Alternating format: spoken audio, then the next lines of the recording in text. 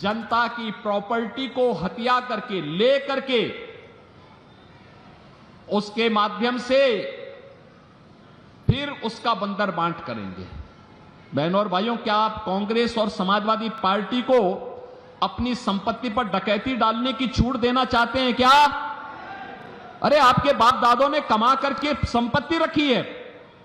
देखो ना इन बेशरमों की हालत। एक तरफ आपकी संपत्ति पर इनकी कुदृष्टि है और दूसरी तरफ माफिया और अपराधियों को अपने गले का हार बना करके कैसे उनके नाम पर फतिया पड़ रहे हैं। आपने देखा होगा इनके हाल को। देखा है ना, देखा है ना। तो बिल्कुल सीएम योगी आदित्यनाथ को आप सुन रहे थे और उन्होंने एक और बड़ा हमला बोला है और सवाल उठाया है कि आप रहेंगे भारत में, खाएंगे भी भारत में और जय जयकार नहीं करेंगे। ये कैसे चलेगा? सुनिए क्या कुछ कह रहे हैं।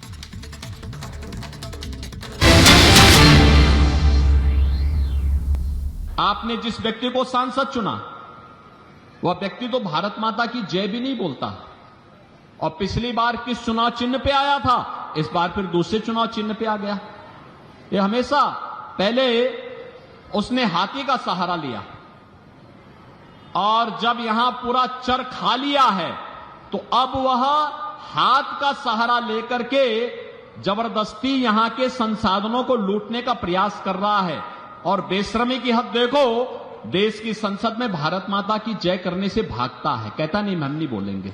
आप मुझे बताओ, क्या उसको वोट जाना चाहिए? क्या वोट जाना चाहिए? क्या जो भारत माता की जय न बोल सके, क्या उसको वोट जाना चाहिए? क्या रहेंगे भारत में, खाएंगे भारत में और भारत माता की जय जयकार नहीं करेंगे? ये कैसे चल सकता है? क्या आप स्वीकार करेंगे?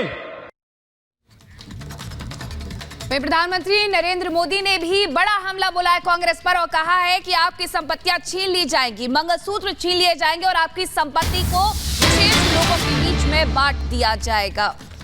खास लोगों में बांट दी जाएगी आपकी संपत्ति, ये कहा है प्रधानमंत्री ने। उन्होंने बड़ा हमला बोलते हुए कहा है कि मंगलसूत्र छीनने की साजिश हो रही है। इसके पहले भी प्रधानमंत्री ने कांग्रेस पर इसी तरीके से हमला बोला था। इस बार का कांग्रेस का मैनिफेस्टो देख लीजिए। कांग्रेस ने अपने मैनिफेस्टो में जो कहा है वो चिंताजनक है, गंभीर है कि अगर कांग्रेस की सरकार बनेगी तो हर एक की प्रॉपर्टी का सर्वे किया जाएगा। हमारी बहनों के पास सोना कितना है उसकी जांच की जाएगी, उसका हिसाब लगाया जाएगा। हमारे आदिवासी परिवारों में चांदी होती है, सिल्वर कितना है उसका हिसाब लगाया जाएगा। ये जो गोल्ड है बहनों का और जो संपत्ति है ये सबको समान रूप से वितरित कर दी जाएगी।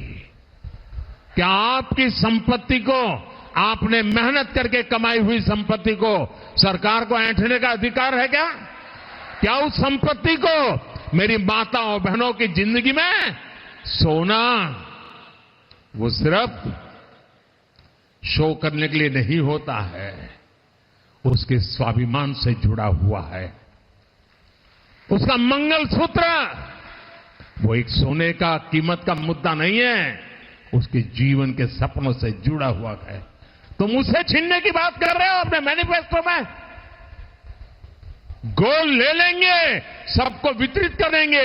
और पहले जब उनकी सरकार थी उन्होंने कहा था कि देश की संपत्ति पर पहला अधिकार मुसलमानों का है। इसका मतलब ये संपत्ति इकट्ठी करके किसको बांटेंगे? जिनके ज्यादा बच्चे हैं उनको बांटेंगे। मैं देशवासियों को आगाह करना चाहता हूं, कांग्रेस और इंडी गठबंधन की नजर अब आपकी कमाई पर है, आपकी संपत्ति पर है। कांग्रेस के शहजादे का कहना है कि उनकी सरकार आई तो कौन कितना कमाता है, किसके पास कितनी प्रॉपर्टी है, किसके पास कितना धन है, किसके पास कितने मकान है, उसकी जांच कराएंगे। इतना ही नहीं, वो आगे कहते हैं कि ये जो संपत्ति है उनको सरकार अपने कब्जे में लेकर उसको सबको बांट देगी, ये कहते हैं। अब इनकी नजर कानून बदलकर हमारी माताओं बहनों की संपत्ति छीनने का भी खेल खेला जा रहा है। उनका मंगलसूत्र, उस पर उन लोगों की नजर है। उन्होंने मैनिफेस्टो में तो लिखा है कि आपकी संपत्ति का सर्वे करेंगे। हमारी माताओं बहनों के पास जो स्त्री धन होता है, जो मंगलसूत्र होता है, उसका सर्वे करेंगे। और फिर उनके एक नेता ने तो भाषण में कहा एक्सरे किया जाएगा, एक्सरे किया जाएगा।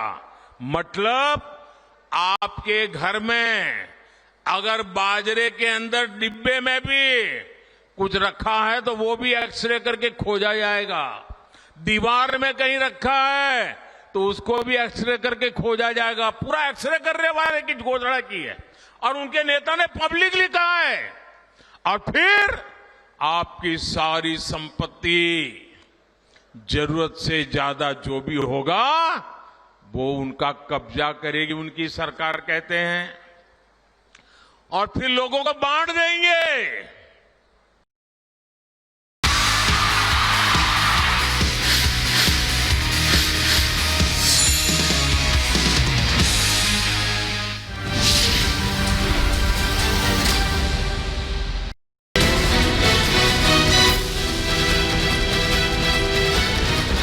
गजेंद्र सिंह शेखावत जिंदाबाद, गजेंद्र सिंह शेखावत जिंदाबाद, गजेंद्र सिंह शेखावत जिंदाबाद। नमस्कार दोस्तों, मैं हूं आपके साथ प्रियंका शर्मा और ये हुई ना बात में हम आ गए हैं अपने आपके नेताजी के साथ। और आज हमारे साथ हैं बेहद खास मेहमान। दरअसल हम आ गए जोधपुर और जोधपुर में हम हैं बीजेपी प्रत्याशी गजेंद्र सिंह शेखावत जी के साथ और करेंगे इनसे चुनावी चर्चा। देखिए, दरअसल केंद्रीय जल शक्ति मंत्रालय की जिम्मेदारी बखूबी गजेंद्र जी ने संभाली है। इसके अलावा 2 बार जबरदस्त जीत भी जोधपुर से दर्ज की है। क्या इस बार हैट्रिक की तैयारी है? तमाम सवाल हैं, सीधा हम पूछते हैं। बहुत बहुत स्वागत है सर आपका। धन्यवाद प्रियंका जी। अच्छा, ये बताइए कि आप लगातार चुनावी प्रचार कर रहे हैं और सूखी रोटी खा रहे हैं। देखिए, ये ट्रेडिशनली हमारे यहाँ राजस्थान में, पश्चिमी राजस्थान में, पुराने ज़माने में जब लोग लंबी दूरी के प्रवास करते थे, महीने महीने भर तक में ऊँटों का काफिला लेकर के जाते थे, तो इस तरह से सूखी हुई बाजरे की रोटी अपने घर में बना के एब्सोल्युटली ड्राई करके उसको सुखा करके छाया में और उसको साथ रखते थे। और उसमें फाइबर भी मिले और न्यूट्रिएंट्स भी मिले। उसके लिए या तो जो है तरबूज के सूखे हुए बीज कूट करके डालते थे, और या जो हमारे यहाँ खारा तुम्बा जो होता है उस तुम्बे के बीज डाल करके देते। तो ये तुम्बे की रोटी है। अरे वाह, तुम्बे की रोटी। और आपने इस पूरे डब्बे में रखी हुई है अपनी गाड़ी में, जरा दर्शकों को दिखाइए। ये आज ही की बनी हुई है क्या? इसमें तो घी भी नहीं लगा हुआ, देसी घी भी नहीं? तो कोई कम से कम 15-20 दिन पहले बनी होंगी। तो क्या इसे एक्चुअल में इतने दिन रखकर खाते हैं या आप ही खा रहे हैं? नहीं, इसको ये अगले 1 महीने के बाद भी खाएंगे तो ऐसी ही रहेंगी, फ्रेश, कभी खराब नहीं होंगी। अच्छा, जीत की हैट्रिक की बात हो रही है। इस बार कहा जा रहा है कि नरेंद्र मोदी भी जीत की हैट्रिक लगाने को तैयार हैं, तीसरी बार देश में सरकार बनाएंगे और आपकी भी जीत की हैट्रिक का तीसरी बार हो जाएगा अगर आप जीत दर्ज करते हैं। 2 बार लगातार आपने बतौर सांसद जोधपुर से एक बड़ी जिम्मेदारी निभाई है। कितने आश्वस्त हैं आपको? क्या डर नहीं लग रहा है थोड़ा बहुत भी, एंटी इनकम्बेंसी या कुछ और? आपके प्रश्न में से अगर शब्द हटा दीजिए। जितना कल का सूर्योदय होना सुनिश्चित है कि वो पूरब से होगा, उतना ही निश्चित है कि भारतीय जनता पार्टी की प्रचंड बहुमत से सरकार बनेगी। राजस्थान में 25 कमल खिलेंगे और जोधपुर में भी बड़े अंतर के साथ में कमल खिलेगा। अच्छा, कमल खिलेगा, आप पूरे आश्वस्त हैं। लेकिन ये बताइए कि जब हम बात करते हैं जल मंत्रालय की और जल मंत्री से हम ये पूछना चाहते हैं, 1994 वो साल था जब यमुना के पानी के बंटवारे को लेकर पूरा एक मसौदा तैयार हुआ था, शेखावटी तक वो पहुंचा है। अब आने में इसको इतना देरी क्यों हो गई? देखिए 1994 में समझौता होने के बाद में जल का बंटवारा तो हो गया, जी जी। लेकिन हरियाणा ताजेवाला हेड से वो पानी देने को तैयार नहीं था और उनको उसको ये लगता था कि ये पानी देने से जो है हरियाणा के हिस्से पर एडवर्सली इफेक्ट पड़ेगा।